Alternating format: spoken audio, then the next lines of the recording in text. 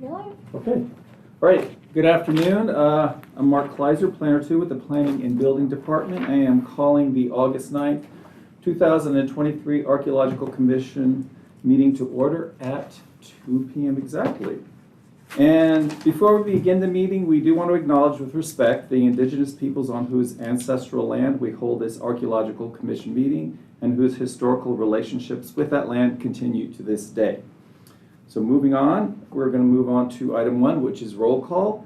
Planning and Building Services is me. I am here. Museum representative? Here. Archaeologist representative? Oh, that's Bill Cole. He is absent by pre-arrangement. Native American representative? Yes, Lois. And alternate representative? Here. And we do not have an industrial representative. So moving on to item 2, Archaeological Commission Administration. The applications listed below will be reviewed by the Archaeological Commission. You are invited to view the meeting on YouTube and provide any information pertinent to these applications. If you have photographs of the site, you are encouraged to email them to the above email address by 2 p.m. on August 9th, 2023. And moving on then to item number 3, this is items that may require survey, and we have no projects under this item, so we will move on to item 4, which brings us to item 4A and 4B. This is CDP 2023-0018 and CDP 2023-0019. These two projects are on the same parcel. So I'm going to have to read both requests. For CDP 2023-0018, this is a coastal development permit to construct a new 1,198 square foot accessory dwelling unit consisting of 1 bedroom and a bathroom, along with a 476 square foot detached garage. Additional improvements include an 829 square feet of decking and stairs, an 82 square foot porch, a 113 square feet of concrete slabs, and an addition of a new French door to the existing single family residence. The project is in the coastal zone, approximately 0.52 miles northwest of Casper Town Center at the terminus of Seadrift Avenue, approximately 582 feet west of its intersection with Pacific Drive, and it is addressed at 15361 Seadrift Avenue, Casper, assessor parcel number 118-01014. Item 4B is at the same location, and the request for that is a coastal development permit to drill 4 test wells to demonstrate adequate water supply for an accessory dwelling unit. The first test well to produce a sufficient quantity of potable water will be converted to a production well. This well will be connected to an existing single-family residence along with the proposed accessory dwelling unit. If any single well dose does not produce sufficient quantity of water, additional wells may be used for production purposes simultaneously.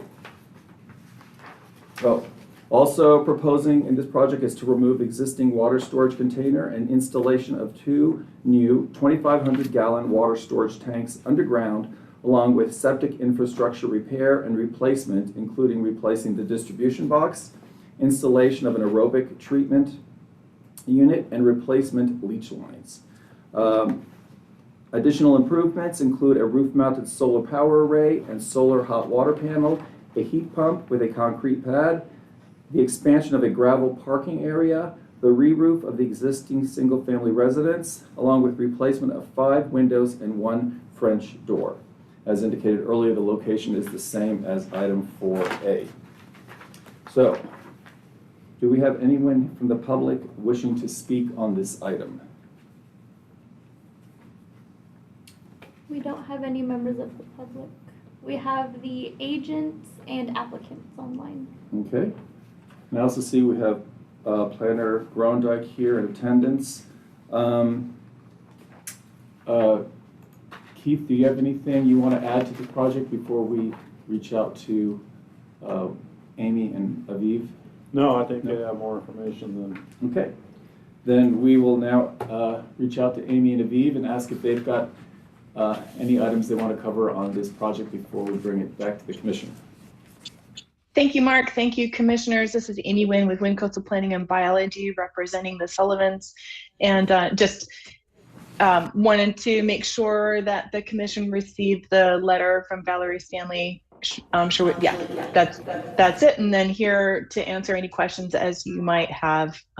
We also have, because this is a little bit of a, there's proximity to resources, we've asked for the archaeologist on this project to be present. So between the two of us, we can answer questions if any arise. Excellent. Thank you, Amy. And so is that Nicholas from That's Alta? me. Hi, Yes. Nicholas. Hi. Do you have anything to add before we bring it back to the commission for discussion?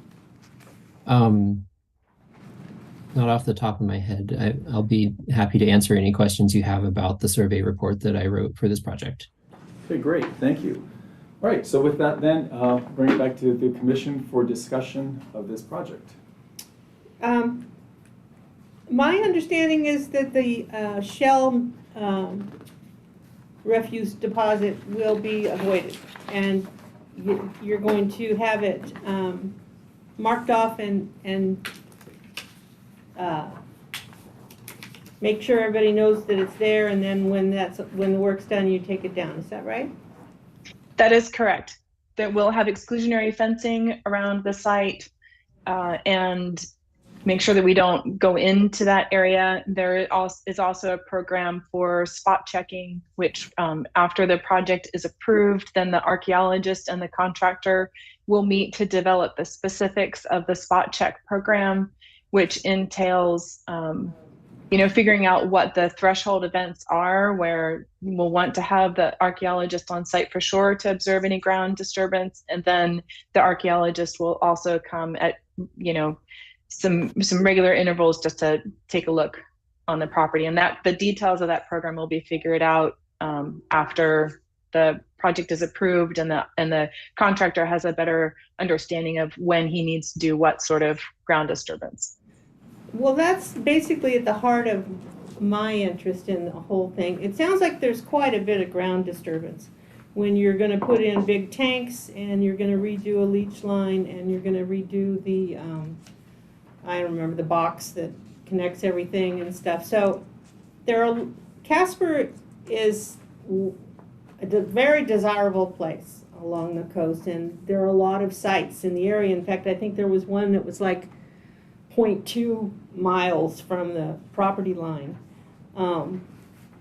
So I'm interested in your cultural resource training and pamphlet, because we come up a lot with places that they don't have a site on the survey or they didn't find one, but it's real reasonable to figure that there's probably one in the vicinity. And how do you train people to recognize prehistoric archaeological resources without having to hire somebody to just stand over the work? So could you tell me a little bit more about your training and your pamphlet that you mentioned? Super, and that would be Nicholas. Right. So Alta's cultural resources training is relatively brief. We review the applicable environmental regulations with crews to, as sort of a carrot and stick, right, to suggest what penalties may apply for transgressing cultural resources laws when projects are implemented, as well as the moral reasons for doing a project the right way. We discussed the relevant types of material culture one would expect to encounter on site without getting too deep into the nitty-gritty of. It's a fine line that we walk between discussing what's on site without telling people what to go and pick up. Right. But minding that people understand what they're likely to encounter and how to identify that and report to a professional archaeologist when resources outside of a designated site boundary are encountered unexpectedly. So your company performs this service? Yes. Is this like a 2 or 3 hour? I mean, what does this involve? It's usually about 15 minutes, to be perfectly honest. Oh, it's not very long at all. And so somebody specifically comes out when construction is about to start? Right. And This is the crew is assembled? Yes, this is day one, and then anytime that new personnel are onboarded onto the project, we get them trained up as well, so that everybody on site has an understanding of what to expect. Well, I approve of this, but this is the first time I've actually heard of a company actually providing this service. I mean, we have fairly regular advice that for a discovery clause that if somebody finds something, they need to stop work, but there isn't really any, program out there that is specific to training people about that. So, and you mentioned a pamphlet. Yes, which is really just an outline of the talk that we are giving to the personnel, so that in case they need to refer to procedures for reporting certain types of fines, that they can refer it back to that instead of scribbled notes. And so you're also talking about regular checks on the property monthly, or as things occur? Yeah, as a major ground disturbance is a precipitating event, right? The excavation of these tanks is something that would be nice to have an archaeologist on site for, because as you'll see in the survey report, we conducted informal shovel pits around the property at regular intervals, but those are not to such a depth that they're relatively shallow. Right. So a spot check program would give us the opportunity to see deeper excavation and to possibly identify a further extent of the site during project implementation. Our recommendation for spot checking, even though we have the project is being implemented outside of the site boundaries, because it's still relatively close, right? And because the house, the existing structure abuts the site, we just want to make sure that we're doing our due diligence. Okay, thank you. Thank you. Commissioner Dick, Commissioner Lockhart, any questions? The applicant? Lindsay, Lindsay, do you have? any questions? Okay. Oh no. Lois, do you have questions? Yeah. Okay. I have concerns. Okay. Number one, what bothers me as a Native American representative and well acquainted with the generation of my father, Chief Monkea, and the generation before him, that they're gathering up and down the coast from Westport to Casper and down to Sonoma County line, actually, to Kashaya people. But anyway, point being is that this whole area already has been desecrated. It's been totally muddled. And unfortunately, my people did not receive recognition for who we were as a people with value, so that our sites and our lifestyle was totally, practically all destroyed due to civilization. Therefore, what bothers me is that this huge project, it's huge. I mean, and I'm familiar with that area. There are no real campsites there, but there's a lot of summer gatherings. Like, for instance, right now, my family would be camping on the coast. I mean, we're getting prepared to harvest seaweed, we're getting ready for surffish, we're getting ready for abalone, and so on and so forth. Kelp, ooh, don't eat kelp, that's yucky. But the seaweed is great, and the abalone is great.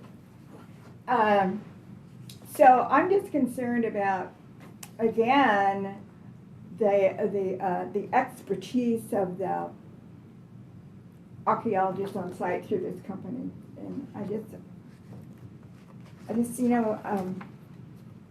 just bothers me, and I want to hear something that's going to make me feel positive about the whole thing. Thank you. Commissioner Dick, do you have any questions or comments? Okay, seeing none. Sorry, my thing blacked out. No, I I share the concerns of the board, but I had a couple of comments. I like the conditions that are being suggested. I would ask if during training, if the archaeologist might be able to approve the map that is being requested of the ESA for the final design plans by the contractor. So maybe at the time of training, a map is submitted to the archaeologist and sort of approved, if you will, on site as being representative of the area that needs to be flagged off and then sent to planning and building. And a couple questions. One, could possibly a TIPO member be present? Would that alleviate things, Lois? Make things a little better if there was a TIPO member present in addition to? Absolutely. Sherwood Valley Rancheria has always been, my father was born and raised at Sherwood Valley, well, originally Little Lake Valley people, which became Sherwood Valley Rancheria when we all got civilized. And so I would reach out to Sherwood Valley Rancheria and Ms. Stanley to see what type of arrangements can be made. Okay. If I may, I've been communicating personally with Valerie Stanley about this project since its inception, more or less, and I would be happy to get a member of Sherwood Valley present if that's possible. Okay. All right. That's nice. Any other questions or comments, or do we have a motion? I have a motion to approve it. Approve. Okay, I'm going to add to that we approve with the conditions that the applicant shall do training with Alta prior to construction, that the map outlining the ESSA shall be approved by the archaeologist and sent to planning and building prior to construction, that they stay in communication with the TIPO at Sherwood Valley Band of Pomo Indians, and any spot checking that is conducted, reports be sent to planning and building. Okay? Sorry, I'm still typing. How about, Okay, I great. would even add the discovery clause, which, But that's Yeah. a given.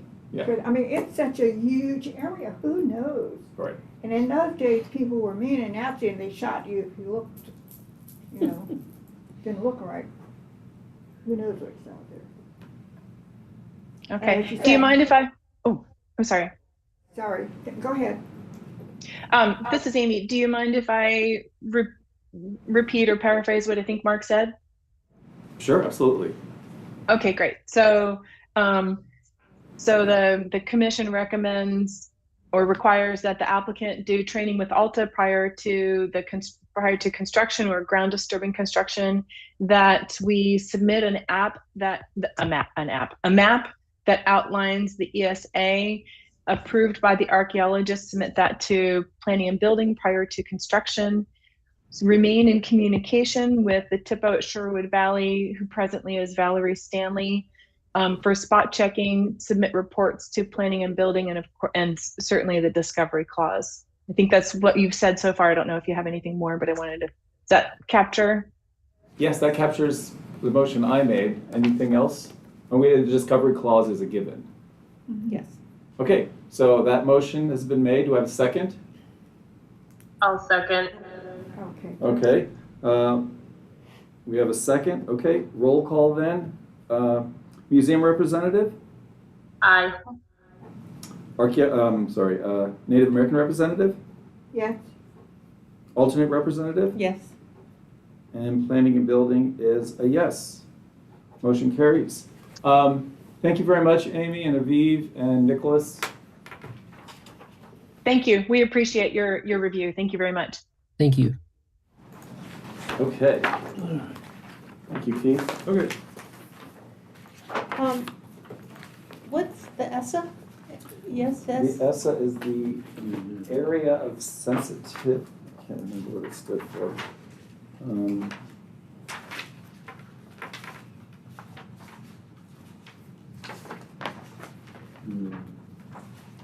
Oh my goodness, what was it?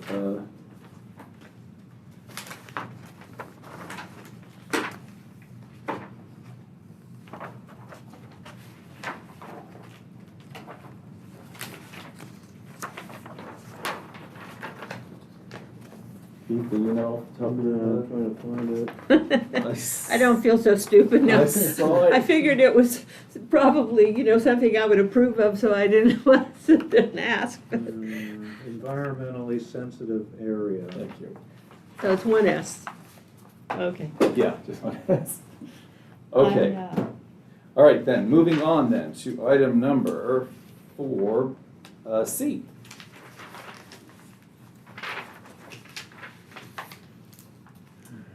All right, Excuse me, may I? Well, no, I'll bring it up as you're, open. okay. Thank you. All right, moving on to item 4C then. This is case number U2023-0009. The owner is Barracuda Towers. The applicant agent is also Barracuda Towers. Scott Dunaway is the representative.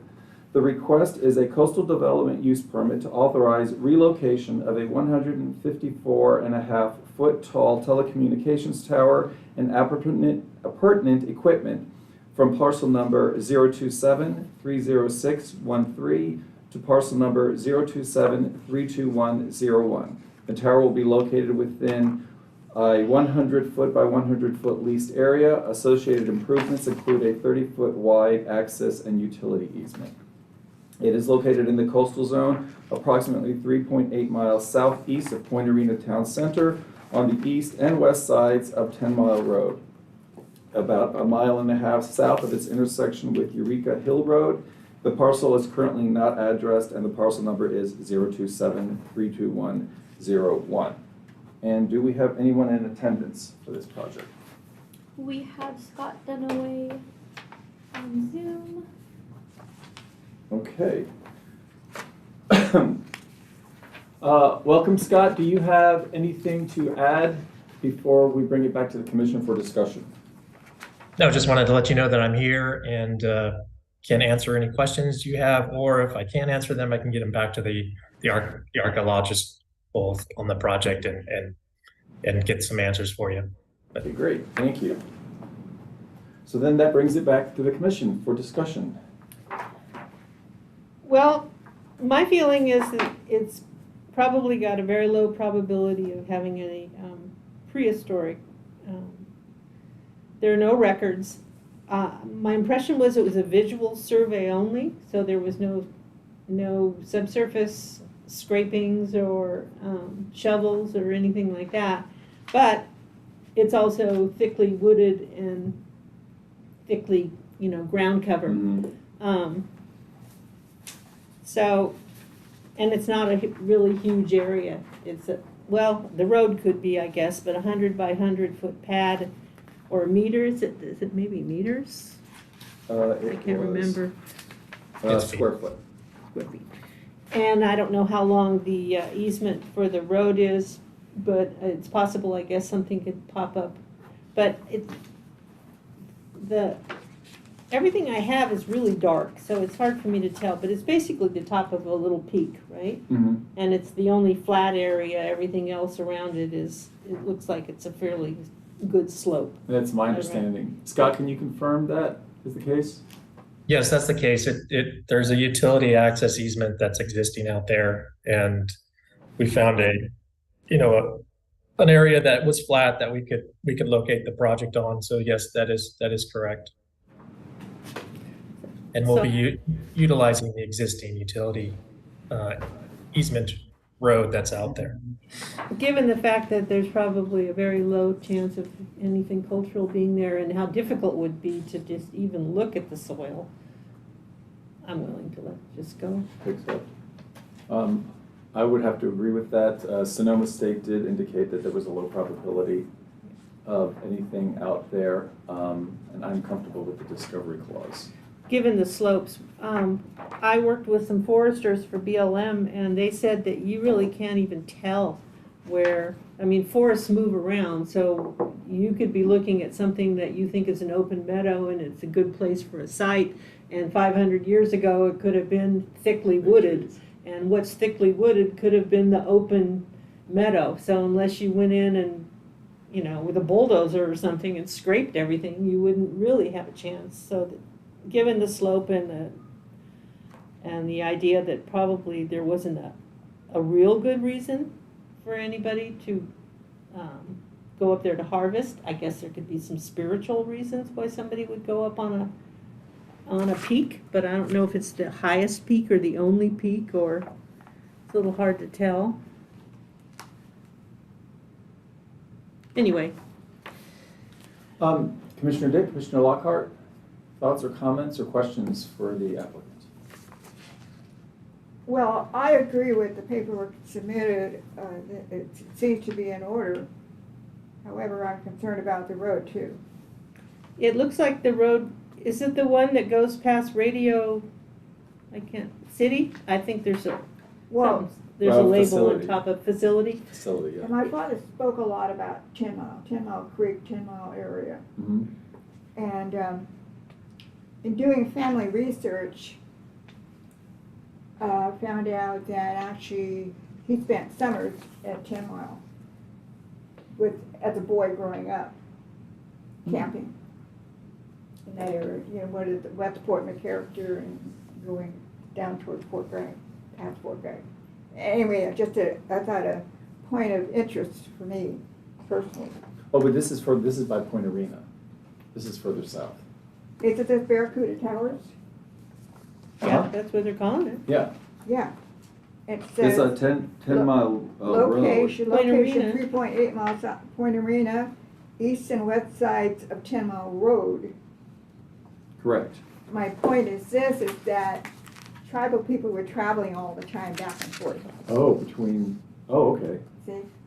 So, you know, I didn't realize how much history I had in my head Yeah. until I was placed on this commission. And anyway, the point being is that, and I'll tell you something else that bothers me. Why are there so many towers going up in the coastal area, coastal zone? What's that all about? Scott, can you highlight? Cell phone, cell access, I would think. I would imagine, yeah. It's just the topography makes it limits how far the tower can extend its connection, I would imagine. Yeah, I would think that, you know, people in the coastal zone or outside the coastal zone still need reception. It doesn't, you know, so that's kind of what they look at. The engineers who produce the areas that they want to cover, they look at areas that are not covered, and this one happened to fall into the coastal zone, so that's why we're there. I'm concerned about fires. Well, yeah, CAL FIRE will implement conditions on this project. And there will have to be a buffer area, and there'll be emergency water tanks. Yeah, those have been addressed pretty strictly. Because this is not the first cell tower that's Yeah. come before the commission. There's been too many, as far as I'm concerned. I mean, and I'm speaking from the perspective of being born and raised, and from people who are always aware of the environment and how to and preventive measures. But today, you know, who cares? Let's party tonight. You know, that's the attitude that kind of bugs me. Anyway, I have no problem with it, other than Yeah. what I voted. Me neither. I mean, it's not 100%, but the possibility Yeah. is low. You know, sure.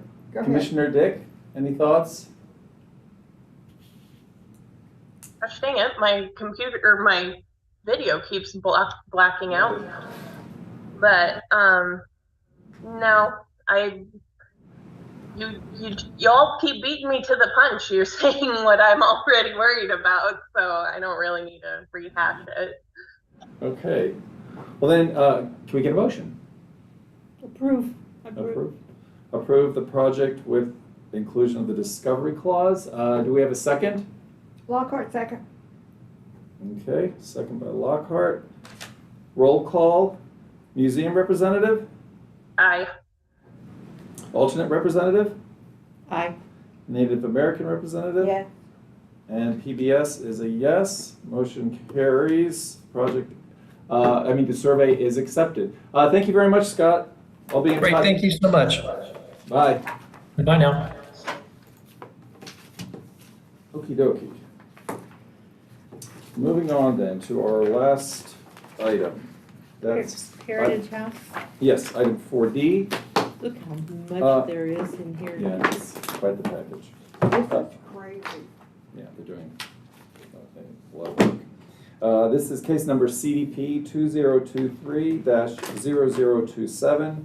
The owner applicant is Heritage House LP, Jeff Green. The agent is Wynn Coastal Planning and Biology, Amy Wynn. The request is a standard coastal development permit to remodel and expand the existing Heritage House Resort and associated infrastructure. Improvements include increase of guest units to 87, remodel of the main lodge to include new accommodations, a spa fitness area, and a new arrival building, which will feature the relocated check-in reception, restaurant bar, and event barn. The main entrance from Highway 1 will be shifted to the southern portion of the property. Existing entrance along Highway 1 will be retained for emergency access only. Other improvements to circulation, parking, drainage, and landscape planting will be provided. Septic and water supplies will be upgraded and expanded to meet the needs of the proposed project. The location is in the coastal zone, approximately 1.3 miles north of Albion Town Center on the east and west side of State Route 1, approximately 0.1 miles south of its intersection with Frog Pond Road. It is addressed at, the address is not here, but the assessor parcel numbers are 121, 130, 10, 13, 14, 33, and 34, and assessor parcel number 123-010-18, 31, 32, and 33. And do we have anyone from the public here? No members of the public, but we do have the applicant agent Amy Wynn. Okay. Hi, Amy. Sorry, muted. Sorry, I was just going to say, yes, I'm here for questions. Muting, bye. Okay, any comments then before we bring it to the commission for discussion? No comments, just am available for questions. I do recognize that this is a large project and ready to answer questions as asked. Okay, thank you. So with that then, we'll bring it back to the commission. Commissioner Dick, do you want to go first so we don't beat Preempt you? Preempt. I did want to say I'm impressed with the amount of shovel pits done. But I was just, maybe this is not important, but I was just curious. It says guest units, increase the number of guest units to 87. So how many are you actually building? Oh, that's a great question, and I am kind of dyslexic when it comes to numbers. Let me get back to you on that. Well, I know that there are, to be most accurate, I have to look at my site plan. Okay, so there will be, and if you want, I can share my screen or I can just narrate. There's going to be one sixplex that will be created. Amy, you can share screen. That would be helpful, actually. Okay, I will do that. Thank you. Let me know when I can share. You can go ahead. I need a button. Is there a button? There we go.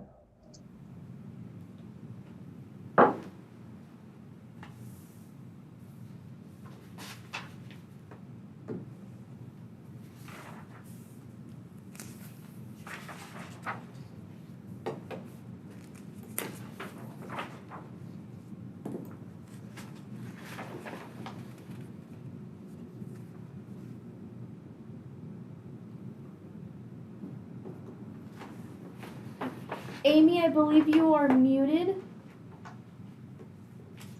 Oh, you couldn't hear me. Sorry about that. Okay, well, I didn't say anything significant yet. I was looking for the annotate tool. So there are 2 guest units that will be removed. There's one in this footprint where we will essentially, in a similar location, put a new guest unit back. That one is quite decrepit. The other very decrepit, they actually call it the burned house, is in this location. That's proposed for removal. And then new separate guest units will be constructed. They are the yellow buildings. So there's a sixplex here, which sounds, like a big apartment building, but there's, they're guest units. So 6 together there. I believe there are 3 duplexes or fourplexes. I'd have to look at my notes. And then, 3 fourplexes and 1 duplex, this little list one over here. The original, there's one more bit of removal of building, which to be retained is the original Paulin family residence on, which is the sort of iconic entry building at Heritage House. All the additions that have happened to that building in subsequent years is quite funky. Those will be removed, and in its place, we will rebuild. There will be guest units in that place, as well as a fitness room and spa in that building. And then in the footprint, in this orange spot, in the footprint where we had that, what they call the burned cottage, that will be the new main lodge building for the property. All the guests, when they come in and they'll check in, there's an existing driveway encroachment from the highway here that will be improved to modern standards, and that will be, it's got better sight distances. Everybody will come in there, check in at the new arrival building, which will also have a restaurant. The restaurant currently is up by, in the existing lodge building. That use will be relocated to the new arrival building. And then there is an event space for weddings and conferences. And let's see, one more bit of development I can describe to you is in this location, this gray spot is going to be a partially buried parking garage. And then on top, there'll be some pickleball and tennis courts on the roof of that space. So it's not just a blank roof. And I believe that I've captured all the structural development.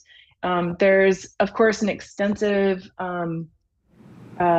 series of drip fields for the wastewater, the existing wastewater on the property. There'll be a few more drip fields added.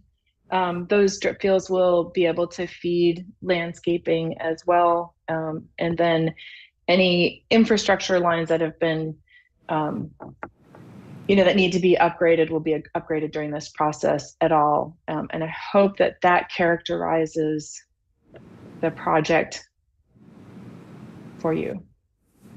And I can get rid of my squiggles. Thank you. Commissioner Dick, any further questions? No, that helped. Okay. Commissioner Lockhart, Commissioner Johnson, any questions or comments? My notes compliment them on the adequate survey. The note, prehistoric sites were encountered, and that there shouldn't be any impacts, although her description of things digging down and burying a building and stuff sounds a little more impactful. This is the same archaeological group that did Casper property that we just looked at. So I'm wondering if we can add the cultural resource training. Okay. Because I think that's for a big project and a lot of ground movement, and they're putting in drip, septic lines, and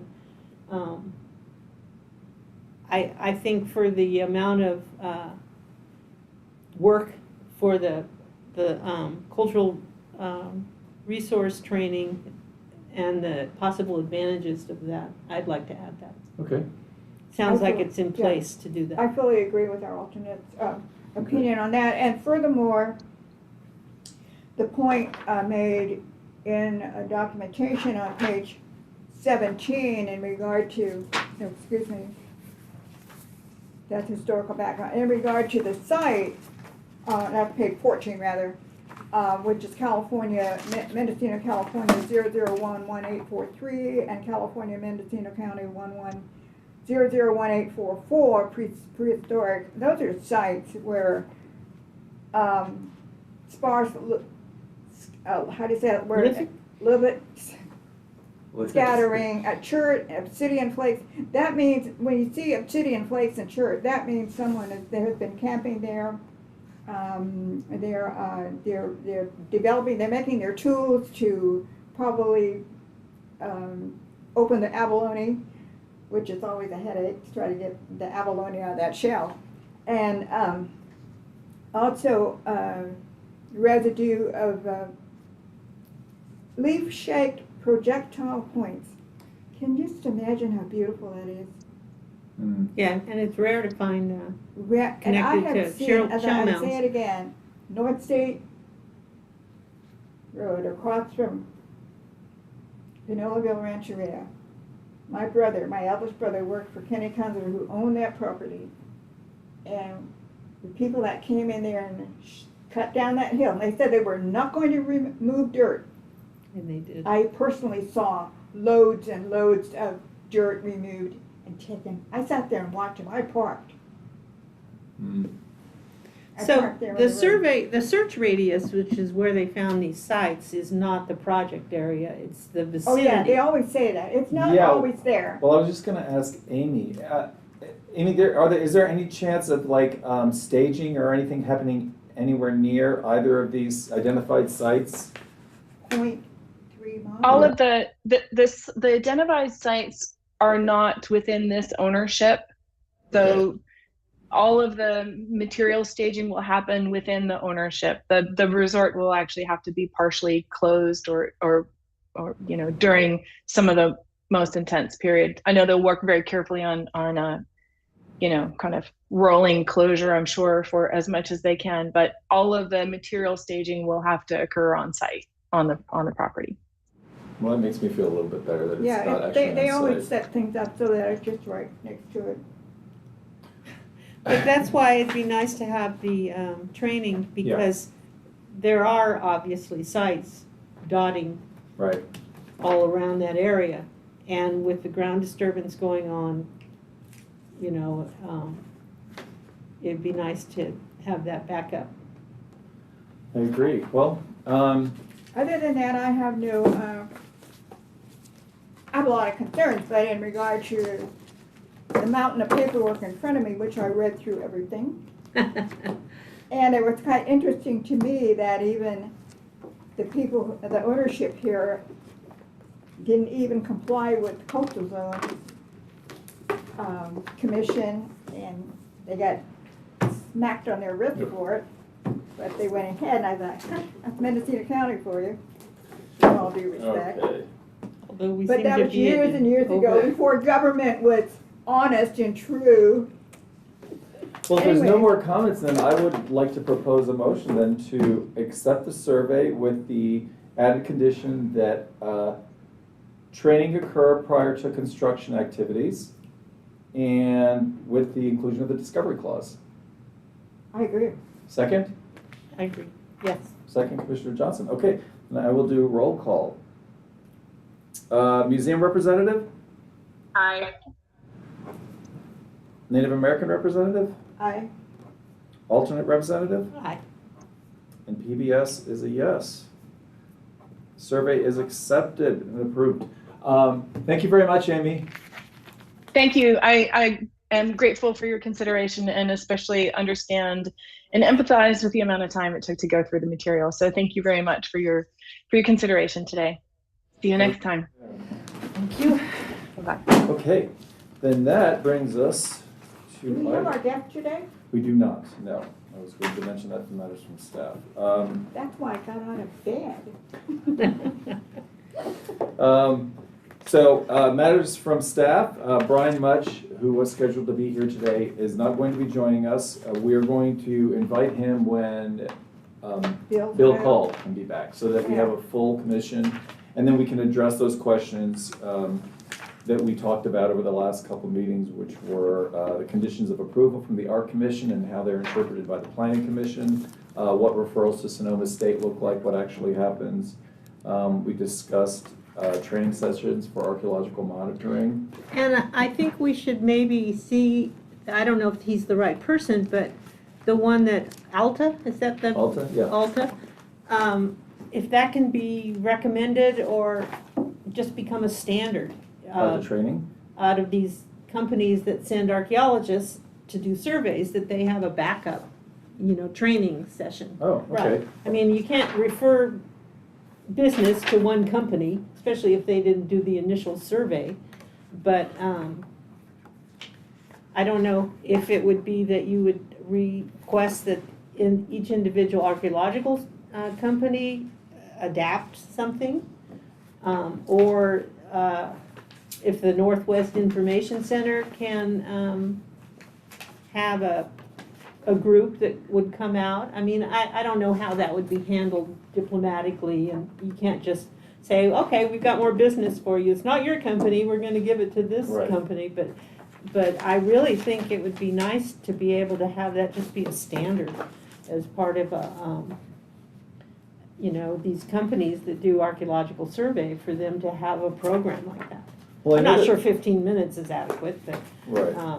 Well, I know Northwest does provide a list of archaeologists that we recommend applicants go to when they're trying to pick an archaeologist. So maybe there is something similar for training, that they can develop a new separate list of. or training. maybe, can you send out a letter to them that says, we've decided that the discovery clause is just not an adequate, Because we don't get feedback. yeah, it's not adequate, and for certain sites or certain projects that look like they might have a much higher, anyway, that, can your company develop something Okay, that's a little more Good thought. specific than the discovery clause? I mean, you'll word it, Right. you know what I mean. okay, Because I think that's nice, that the people are in place, they have something that they want to Yeah, say, they yeah. see what's happening. Because we've been turned down for a couple of things, haven't we? Because it's just been considered too expensive.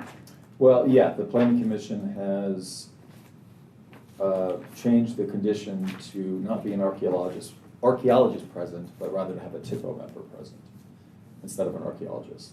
But then they have to undergo a But then they training, have to- because you don't know who that person's gonna be. Right. Okay, yeah, good suggestions, and I'll add that to the list for when Brian's here, and then we can have. It's like requiring discussion. people to be, a documented archaeologist, not, well, I took a couple classes and Right. I was on a dig once, I'll do your survey. Okay.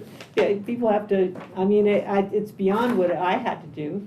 I mean, I always worked through an agency, but I didn't have to register with the state or anything and prove that I had, all this experience and degrees and everything else. So Okay. it's been a lot of decades, and they've already, tightened all that stuff up, so. Yeah, it's a good addition, so we'll Yeah. discuss it some more. It's a little more than the discovery clause, because you're a little more specific about. Thank you for that. I really appreciate your comments and your concern, because it's bothered me ever since I sat on this commission. But the time that I was placed here, I had a lot of serious stuff going on in my private life, and it seems like there's a lot of family funerals in our family, in the tribal community, and it's like our family is related to every rancheria. There's a line. There's a connection. So, but anyway, I just want to bring, I mentioned it last time, but Omar C. Stewart, who wrote Notes on Pomo Ethnographic. Yeah, in 1943, I call to your attention, this is the man, and I called the library, and they have this book, and I'm going to get myself down there, because my father's mother, I understand right in the first or second page of this book, he documented some statements from her. Oh, Well, nice. And I just wanted to bring that to your attention so that you know without a shadow of a doubt that our family is very authentic, and that what I bring to the table is not my own opinion. It's historical knowledge. And like I said, I didn't realize how much I had in my memory bank until I started thinking that. Well, I'm retired, so I have time to think in a decent, The man, Dave Fredrickson, that they cite his PhD thesis for the basic chronological sequence, he was a student of Yehudi Cohen, who's a sociologist, and Dave and I guess he worked with Yehudi on it. Anyway, he was talking a lot about the when the early anthropologists would talk to the Native Americans, he worked out with Yehudi that there isn't just standard information that you get from people. And they basically broke it into inside and boundary culture, so that boundary people, they know about the trails that go off to other groups and what kind of stuff goes on those. You're bringing in obsidian, you're trading out shells or whatever. And if you ask somebody who was part of the inside culture, they wouldn't know any of that stuff. They wouldn't be able to tell you who lived 3 mountains over. And yet the trade networks, they can go thousands of miles. I mean, things get all the way out to the plains, or all the way down from Canada, or all the way up from Mexico. And then you talk to the inside people, and they'll tell you all about how you harvest abalone and what time of the year, but they don't know anything about the other. And the boundary people don't know anything about the foods. They can't tell you, I mean, they probably know generally, but it's like there's jobs that people have within these communities. And some of them, the leaders, they know more about the leaders from other groups, and the people who did more harvesting, they know more about the resources for an area.